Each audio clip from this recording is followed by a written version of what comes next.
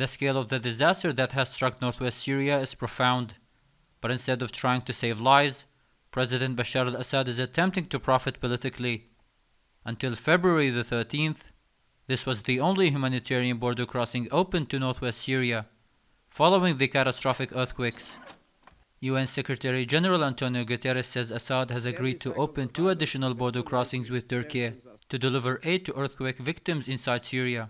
Activists consider the change of heart a significant shift in political standards and say Assad is taking advantage of the ongoing disaster to present himself as his country's savior, a stance helped by the actions of the UN.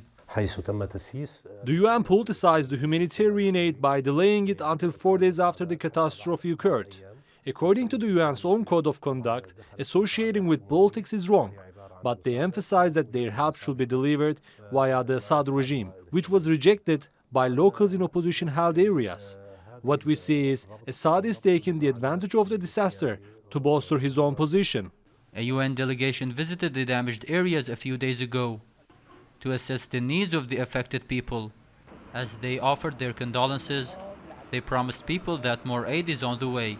We're here today to pay our respects and condolences to the victims of the earthquake. We've heard just now that 100 people died in these 2 houses opposite the street. So it's heartrending.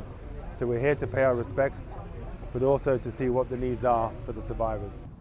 Humanitarian teams have condemned the UN's actions in waiting for the Assad regime's permission before delivering aid to earthquake-hit area through additional crossings. This inflamed the people's indignation at legitimizing the regime, which killed and displaced millions over a 12-year period. Humanitarian organizations have called the UN response to the ongoing disaster bureaucratic and say the gravity of the disaster demands a change of approach.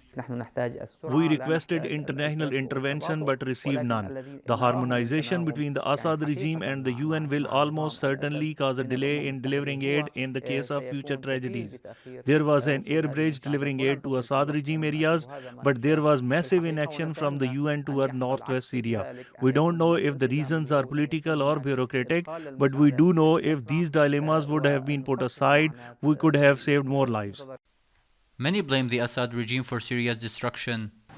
Now the civilians of the earthquake-hit northwest say the international community is trying to portray Assad as a great humanitarian, a position the Syrians reject as much as they will always reject him as their leader. Nour, Qormosh, TRT World, Idlib, Syria.